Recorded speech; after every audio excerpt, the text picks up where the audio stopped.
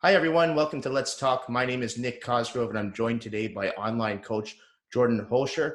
Jordan, welcome to the show. Thank you for joining me today.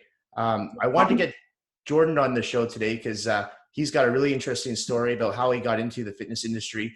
And Jordan, why don't you tell everyone who you are and how you got into this industry to start? Sure, yeah. Name is Jordan Holscher. I've been working out my whole life since I was a teenager, but haven't really got into coaching or anything specifically like that until maybe about 10, 12 years ago. Got into it previously just due to getting out of the oil and gas industry when I was working in Alberta. That kind of died off, so I was looking for a change in fields, and exercise and weight training was a passion of mine, so I just decided to basically pursue that. So fast forward many years later, and this is kind of where we're at now, although I'm in Vancouver versus Alberta. So did you start as a personal trainer in Alberta? No, I started off initially just selling supplements and training a few people I knew that were kind of friends of mine. Okay. And then I didn't actually get certified as a trainer until I became incarcerated. I had like a previous lifestyle, I guess, that got me in a lot of trouble in Alberta. So I ended up getting about 9.5 year sentence in prison time for drug trafficking charges. So while I was in prison is when I took it upon myself just to go to school. I had all this time on my hands and get certified, took a bunch of courses through the International Sports Sciences Association, and basically got certified as a master trainer through them. Trained people while I was in there. I trained people that were outside of prison. I made programs for them. And basically when I was released is when I started my own business in Edmonton, Another Level Fitness, when I was managing a Snap Fitness there, training clients in the gym. And then my sentence was split into two chunks basically. And when I had to go back and serve my second sentence, I took some more courses, getting released to British Columbia this time. And that's where I picked up last year in 2019, working for Steve Nash, just to get my feet wet in the area, pick up some clientele. And then since then, I've just been transitioning to the online coaching platform that I'm kind of running now, and just kind of working on a few other projects that are all basically online. So let's backtrack for a second. So you were first incarcerated back in 2010, is that correct? Yeah, 2010. Okay, So and so your first stint, you're in there and you start actually educating yourself, going through, I guess it would be correspondence courses to become a trainer, and you get licensed while you're in there. And then you come out, and at that point, when you come out, you said you served two chunks. So when you come out of your first chunk, what are you doing during that time? when I came out the first time, Yeah. I was released to Edmonton, Okay. and I had been certified as a personal trainer from the ISSA. So Okay. I used that, and then just some connections I had with a friend who had owned a franchise gym Yeah. for someone to manage it, and I basically did that Okay. and was running my clients in the gym at the same time. So Okay. Okay. So then you have to go back in and serve your second stint. And then when you come out again, you get released to Vancouver. Is that correct? British Columbia? yeah, I was out for about a year in between the two because I Okay. was fighting two separate groups of charges that initially were together, and I should have just kept them that way and dealt with them all at once. But I took my lawyer's advice, split it in half, and made it twice as long, and nerve-wracking on myself. But anyways, it gave me time to go back and do some more schooling because you Yeah. have nothing but time on your hands in there. And it's not the easiest to educate yourself in there. They don't really make it easy for you. They want you to just kind of sit around and do nothing. But I found one of a few companies that would deal with people via mail correspondence, because most courses nowadays need you to have online access. Right. So everything I did was through paper. Depending on the security level of what prison I was in, I could get access to a laptop for periods of time in the school to type out my final exams or whatever. And basically, so not the That's easiest way to school, but I had plenty of time on my hands, so I just kept taking course after course after course. Yeah, no, I love it. Sounds like an incredibly stressful situation for you, but it's really interesting too, because most trainers, they give the typical, oh, I go to this course, I went to this course, a weekend course here and there. I mean, you're putting yourself through education when one of the most stressful situations while you're incarcerated. That's pretty impressive. How Yeah. stressful was that going through, doing your time in jail and actually getting yourself a certification as a trainer? It depends, right? Because initially when I started out, I was in medium security and I chose to, I was still kind of living the shadier lifestyle when I initially got sentenced. I didn't really have a desire to really change my life. And then got into trouble there and got sent to the Edmonton Max. And I was there for a year, and there you're confined to a cell for 22 and a half hours a day, basically, with another guy. And I was on the gang unit because of my drug charges. So there was just every day someone getting stabbed or beaten or murdered or whatever, overdosing. So Wow. that environment was pretty stressful, but you're locked in your cell all day, so nothing but time to sit there and study. And then some of the other security levels, when I went to medium and then back down to minimum, they're a lot less stressful environments just because there's a lot less prison politics there, right? People are kind of on better behavior and they're trying to work their way out. So I see. initially it was a bit of a stressor, but I just used it as an excuse to basically, educate myself and try and make a change, and then not have to resort to my old lifestyle when I got out and do something productive, something that I was actually good at. So Was it difficult once you got out to not be tempted to go back into that lifestyle? not really, honestly. Like for me, most of the friends I had at that period of time are either dead or in jail themselves now. So, I got sentenced 10 years and I served for 9.5 years, and I served about 6 years in prison before I was released on good behavior. So after 6 years, you have enough time to kind of sit and reevaluate your life. All the money I made and everything when I was trafficking just didn't really add up to spending 6 years of your life locked up, away from your family, away from just living a normal life. So for me personally, I just got sick of it and realized I needed to do something better with my life. And this seemed like the only opportunity that I had schooling wise. There wasn't a lot of options, courses Right. were in there. So I figured I would just try and stick with training, and then play up the prison aspect too, because I did a lot of body weight training and just kind of educated myself a lot more than I ever was before, right? So Well, actually, that's what I wanted to ask you. So while you were incarcerated, were you able to work out? Was there a gym there, or was it all body weight exercises? so in minimum security where I ended off, there was a kind of a traditional free weight gym, which was great because I was able to put on 20, 30 pounds before I got out. Okay. Medium security, they took all the free weights away because people would use them as weapons.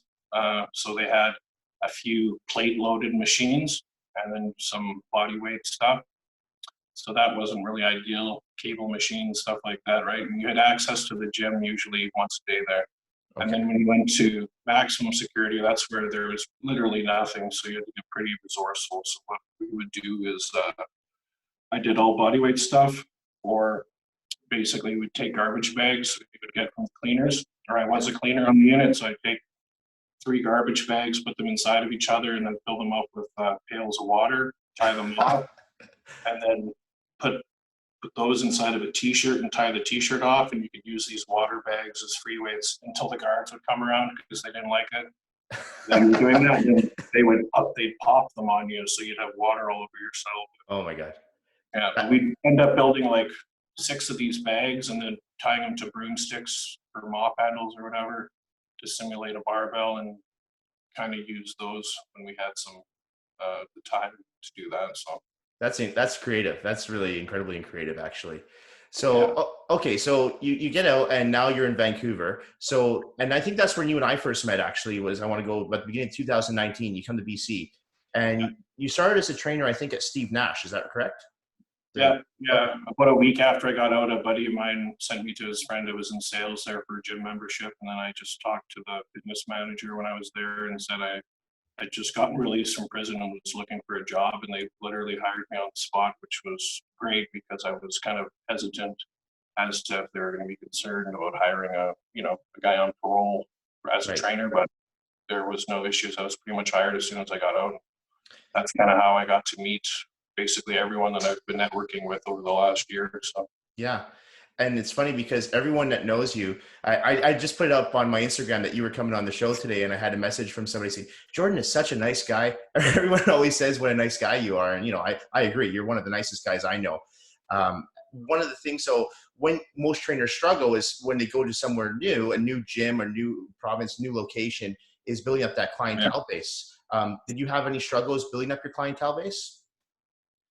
No, not really. Like the hardest part for me basically was finding my ideal type of clientele, because you know, in a franchise gym like Steve Nash or whatever else, it's all about numbers for them. They don't really, the client's experience is secondary to, you know, their numbers, you know, your targets for the month. So for me, I wasn't about trying to run around and service 100 people a day. I just wanted to have a few people that were serious enough to want to sign on with training with me.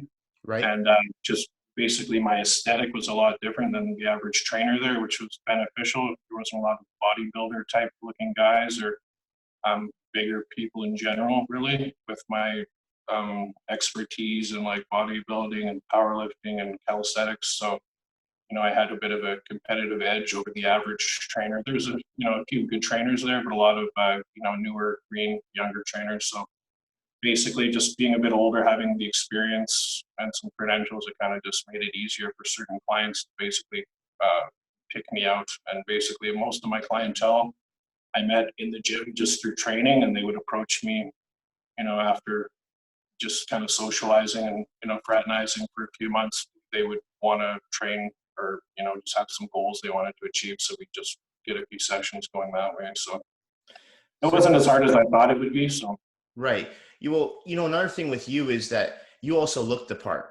And it's, I know it's not all yeah, about looks, but let's face it. I mean, we are in a very vain industry, and if you don't look the part, I mean, a lot of people, there's half your clientele base right there that are going to be attracted to you because they see, oh wow, this person looks yeah, like they know what they're doing, they're in shape. I mean, so you meet your clients while you're working out. You're not going around on the floor looking for clients. They're coming no. to you. Yeah, they'd always want you to be out there harassing people or calling people or emailing people, and that would just annoy me if someone was calling me about anything. So I just waited, you know, I'd give people critiquing here and there, just talk with people, and then usually people would kind of hit me up for training at that point. I didn't even really try to push it on them very much. So Right. I just kind of went off, you know, the fact that I'm marketing myself, and I was always working out, you know, a few hours a day in there. And Yeah. when I first met you, I was training to compete in that show. So, you know, I was looking pretty conditioned, and, you know, basically I'm my own billboard. So I'm assuming if I look the part, people are going to take me seriously. I'm not really going to listen to some trainer if they don't really look like they practice what they preach, unless maybe they have like a PhD in something or whatever. But, Well, you know, and that's another thing I thought was pretty impressive about you. So when you and I first met, it was at the beginning of 2019. And then I was preparing for the show in Victoria. I think it was called the Vancouver Island Show. yeah, And you were also preparing for that show. And then you yeah. told me your story. And I'm like, you just got out of jail and now you want to prepare for a show. I mean, going through a contest prep is hell enough. What made you Yeah. decide to get ready and go onto a bodybuilding stage? Just I was in prison for a few years. You know, you're following a very regimented routine every day of what you do is kind of like Groundhog Day over and over again. So every day was just kind of spent around optimizing my training and then my school and everything else just relating to that. So when I got out, I wanted to stick with some kind of a regimented routine. And in um, 2010, I was entered to go in a bodybuilding show in Edmonton, and I ended up getting arrested a few, maybe 2 months out. And that basically screwed up the competition prep at that point. So I kind of wanted to just start off where I left off previously to getting arrested. So that Right. was kind of the desire there. And it wasn't the easiest because I was living in a halfway house for the first year I was released. So I remember. Yeah. yeah, so it's, you know, a lot of stress there, and it's definitely not the easiest environment to get into a prep where you need a lot of, you know, alone time and external stressors to be minimized. And I was just focusing on getting you know, getting acquainted with Vancouver and then picking up clientele and then starting my own business and uh, attempting this competition, which was like the first one that I'd actually gone through with. Yeah. So yeah, there was a lot going on, but it was just keeping me busy and just kept me focused, I guess, on. what I wanted to get done. So. No, I have a lot of admiration for that because, most people, I mean, I train people for shows and I know you do too. And, people, they bitch and they complain about the low carbs and, I'm so tired, I'm drained. And here you are building up your business, going back home to a halfway house and still prepping for a show along the way. So it's pretty impressive. And you look pretty good at that show. I mean, you and I took some photos together backstage. You look great. Well, yeah, it was a good learning experience. There was a few things I did wrong that I knew I did wrong, but I was kind of following, unfortunately, 4 people's advice instead of just sticking with my coach's advice initially. Yeah. And, for me, I think you would probably relate that obviously it takes a few shows before you can see how your body responds to different forms of water manipulation and, everything else previous to the show. So. Definitely. It's funny because I was doing a Q&A yesterday with Robin and we were talking about that, and I screwed up water manipulation at least 3 or 4 times before I got it right. And sometimes it really backfired on me to the point where I thought I was going to die. It was like, you cut your water too early, you start playing around with diuretics, it can be very dangerous. So it is a trial and error experience to go through. But once you get that formula, you've got it for life. So I wanted to ask you though, so before COVID-19 happened, you were slowly starting to transition out of Steve Nash and create your own online business. But tell me what happened. Were you still, I mean, I know you were still involved in Steve Nash on some form of capacity, but were you still taking on clients on the floor at that point? I was, but my clientele load had kind of diminished. It was pretty low, right? I have a bunch of private clients that I was training on the side. Yeah. And those were kind of the bread and butter clients, right? I still had some in the gym. You can really take away the one thing from that gym is the 2 or 2,500 members that would come in there every day. So I kept there just because it was invaluable to network with people. Okay. And all of the people that I was using for my online program or projects, like the YouTube channel that's been yet to be released, and my website and my online coaching platform for people that I basically met in that gym, right? So the online coaching is going on right now, but what I'm focusing on is due to the change in the economy that I just don't think people are going to be spending as much money or having disposable income to really spend hundreds of dollars on training, especially with the lack of a gym. So I'm kind of focusing it on more of I guess a cheaper product to purchase, and then something that's focused more on exercises you can do strictly in your house. Primarily calisthenics with a little bit of additional free weights, band work included. Okay. Are you designing nutritional plans as well? Yeah, everything's comprehensive. So basically, if you throw in nutrition, and I also give supplement, and performance enhancing, suggestions for people that are inquiring about that too. So. And, and that's smart too, because, I know you well, and we don't have to go into the whole, supplement science and all this stuff in this episode. Maybe that's something you and I can cover on another episode, but when you're going to work with someone and, you want to be an enhanced athlete, it's so important to work with someone that can guide you through that experience. You don't want to just take something that you hear on a message board that Joe Blow takes. I think you agree with me. There's a lot of people out there telling you to take ridiculous things right now. And sorry? Yeah, I think the worst thing you can do is go up on those chat lines or those on Reddit or whatever. You're just getting Joe Schmo's opinion who doesn't really know anything about anything. And when I first started using anabolics, I was 22, and there wasn't even really, or for me, there wasn't much of an internet back then because I didn't even go on it. So I just went off a few of the bigger guys at the gym and just trial and error for a few years. And I did some, I hurt myself and I took things that I shouldn't have taken. It was kind of a learning experience. But now, just to have all that information is stuff that you should pass on to people so they're not going to be, causing harm to their bodies in the long term. And, some of it's irreversible. You can't really take it back. So the more the better. So I'm all about just educating people on what I have for anecdotal evidence, and then just also from some of the studies that I've read and other people that I follow that know what they're talking about. So. Yeah. And, you and I, we're roughly the same age. So we grew up in a time where there was no social media, which I think was actually like a blessing in disguise because we didn't have all these too many cooks in the kitchen per se, right? Too many people telling us, hey, do this, do that. It was like, you would just stay focused in your lane. And now, I mean, every time I go online, there's some new study that I'm like, well, where's this study coming from? Who's saying this? There's a lot of misinformation out there these days, and it's kind of scary. Yeah, the misinformation is huge because, depending on who's backing the study is going to be how biased it is towards or, against whatever they're talking about. So I always look at a few, and usually if you go on certain, there's a few sites that you can go on where there's kind of more unbiased studies that are more professional, I guess. But at the end of the day, I go off more anecdotal evidence because I found that there's things that I've read up on, that I've tried that haven't worked whatsoever, and there's things I've heard that are just ridiculous that I've tried and have worked. So, I've been working out, like I said, for 25 years and using, supplements for half of that and then anabolics for the last, 15. So Right. over the years, I've pretty much tried everything under the Yeah. sun, and I have a pretty good understanding of how they work, Yeah. within the body and how they affect everything else. And basically, a lot of people just don't really have a clue. They're kind of going off whatever their friends tell them. Yeah. And people just kind of learn through trial and error what not to do, usually the wrong way. So Well, that was actually going to be a question I had for you was, you and I, we follow bodybuilding and guys like Dallas MacArthur, Rich Piana, there's been quite a few bodybuilding deaths in the last few years. What do yeah, you attribute that to? with like Piana, I think it was pretty. It's hard to say. There's conspiracy theories, but he was living a pretty hardcore lifestyle, and he took dosages to the extreme because I love the guy and I looked up to him. I still do, honestly, Yeah. but just a little bit too big, a little bit too hardcore. Like the way he was going, I don't think the human body can really handle that Yeah. for 2 3 years with all of the Sure. growth and everything else that was going on. And then hard to say what other kind of extracurricular activities he was getting up to. It's allegedly a bit of a party animal or whatever.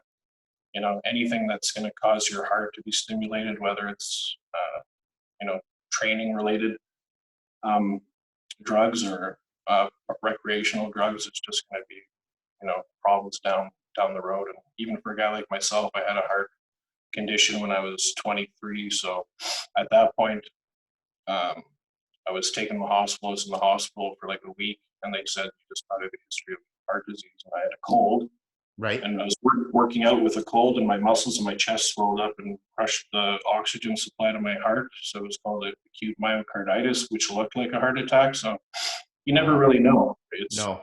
time's going to come, and if you're using, anabolics, your rate of having any kind of heart-related condition is just amplified. So Yeah. with myself, I look at it like it promotes a better living lifestyle for me. I feel better. I use it to train, to compete, to look and feel better. Yeah. Will that have detrimental effects on my health? Maybe. When I was younger, I did higher doses of things when I was trying to see how far I could push things. But now I'm more about the long game and just wanting to live, Sure. a longer life. Yeah. So longevity.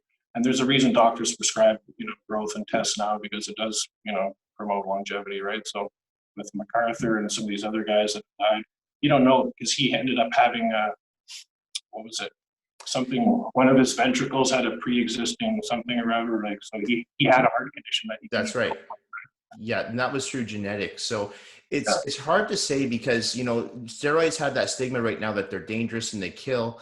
And I have clients emailing me and saying, "Hey, what about roid rage or am I going to get the guys will ask me, am I going to get a small penis or any of these things?" And I say, well, okay, there's some facts and there's some fiction.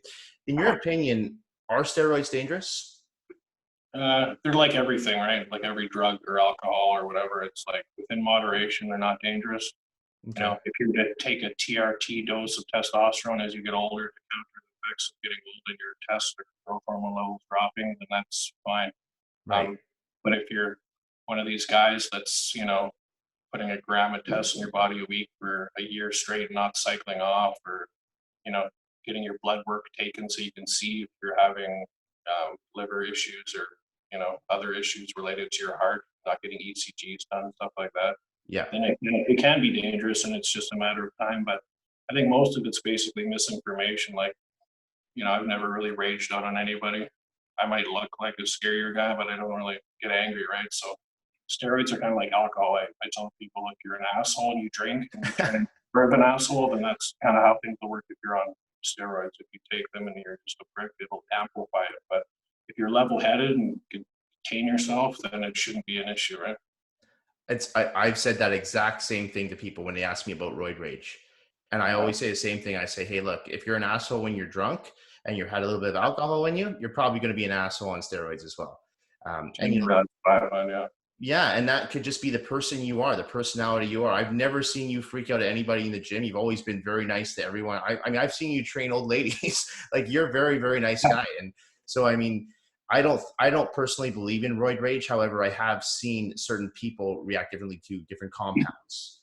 I want to go back to your online training though, because a few months ago, I remember you were actually taking some courses when it came to promoting yourself online. Yeah. Is that how you've actually be getting your clientele now, is through basically the online advertising? Like, how do you build up your clientele now, especially during a time like COVID-19? Well, I've been down for the last 5, 6 weeks, kind of reassessing my game plan because I planned on launching my stuff in January, which was the online coaching app. And I was paying people to do marketing and photography and every social media management for me, and I got sick of paying these people. So I went to Red Academy and took like a digital marketing course last year, and that kind of gave me like the premises to how to market yourself online. But Okay. it is very, very technical, and it's still above me, right? So now I've outsourced a bunch of the work to some people from Fiverr Okay. overseas, and that's just been a bit. Uh, it's been a bit of a headache to get settled because you're dealing with someone across the world on a different time zone with the language barrier and everything, but the work is a lot cheaper. So now we're just formulating as to how I'm still waiting on the website to get finished, and my online coaching app is up and being used, but needs to be customized, I guess, whatever Okay. specifically for me. So the plan is to basically pay for Facebook and Instagram ads as soon as everything's up to pick up clientele. And just by Oh, having a larger following on Instagram and then releasing this YouTube channel in the next month, I think yeah. Yeah. it should all just kind of help. But you basically have to pay a little bit for ads, and that's basically how I'm gonna. I have people that just gonna hit me up on Instagram already for coaching, Sure. and that's where I picked up the base of the clientele that I haven't met through the Steve Nash gym or other people privately outside of the gym. Okay. But basically, it'll all be online, yeah, via Facebook and Instagram ads. So And what type of clients are going to be, or what type of client would you work with generally? Do you work with everyone, or is there a specific type of clientele that you look to work with? yeah, it's pretty inclusive, honestly. You might think I'm a big guy. I train guys that want to get big, Yeah. and that's kind of the bulk of the clientele I've had over the last year. But previous to that, it was mostly women, honestly, and it was a lot of older, middle aged, and you know, not elderly, but getting up there women too. Right. And I really don't care, what sex you are or how old you are. Basically, if you just have a desire to train and you can train hard, Right. uh, that's all that really matters, right? I just expect people to put in what they want to get out of it. So. Okay. So you don't work with just people who aspire to be bodybuilders or fitness competitors. You'll work with general No, population.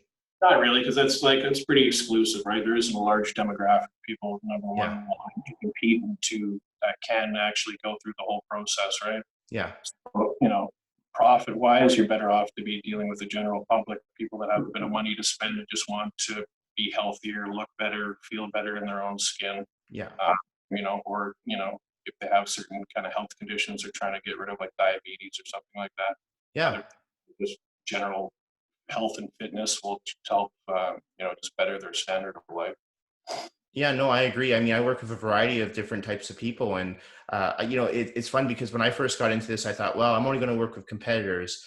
But like you said, there are lots of competitors. But then when you started working with people who, like you said, diabetes, or maybe they have a heart condition, or they're just overweight and they want to be able to keep up with their kids and be active. I mean, that to me is also very motivating, and I give those people just as much of my time and undivided attention as I do for someone who's getting ready for a show.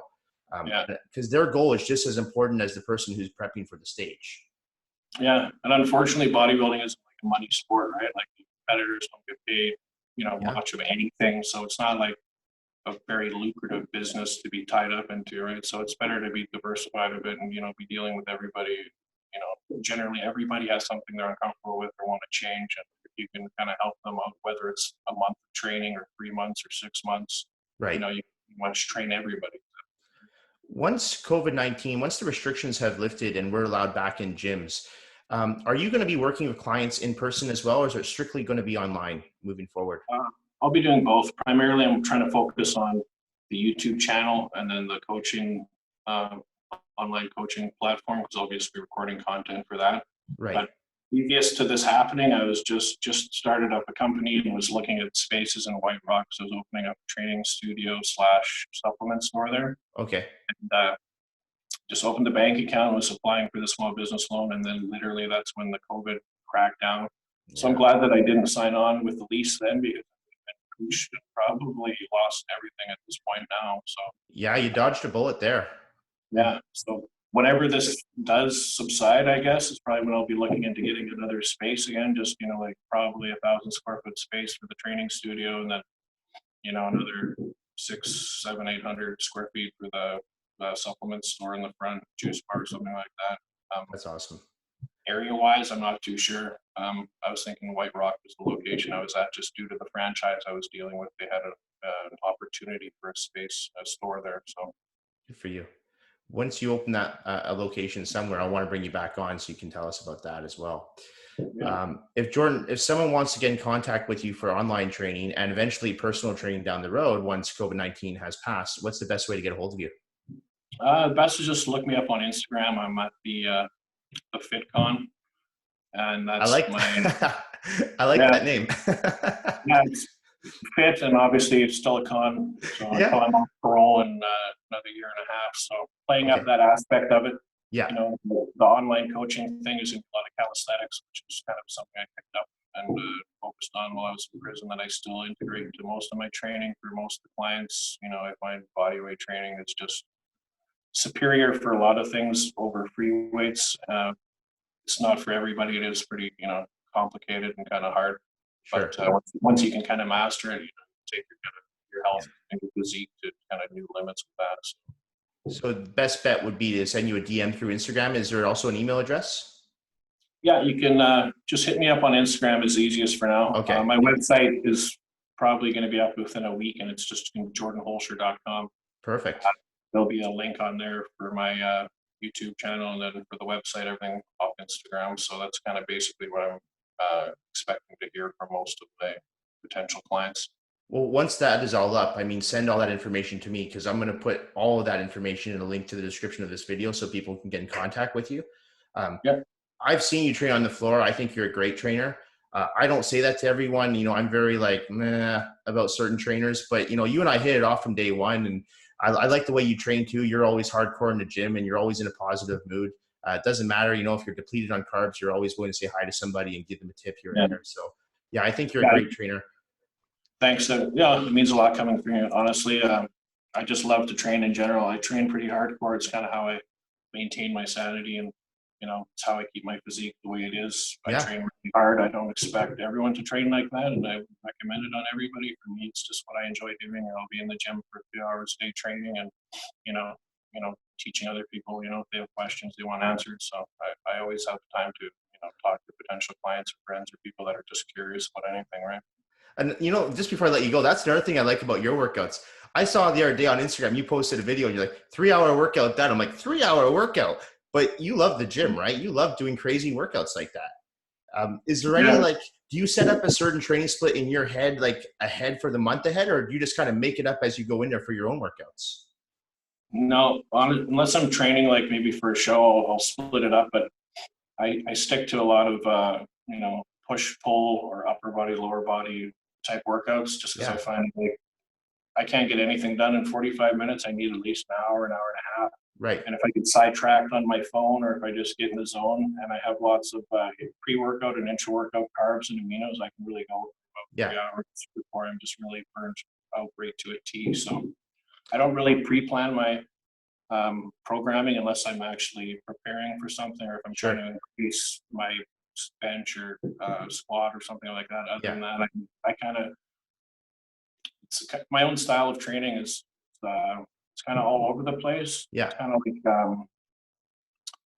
like Russian block periodization training, where I kind of focus on one primary exercise or goal for that day, and then there's a lot of auxiliary exercise to train either the remainder of my upper body or lower body and core, depending on what the plan is. But It's kind of technical, but for me, I just kind of wing it and go with what I feel because I've been training so long that I can't really stick to anything too structured because I just need to continuously be changing it almost workout by workout.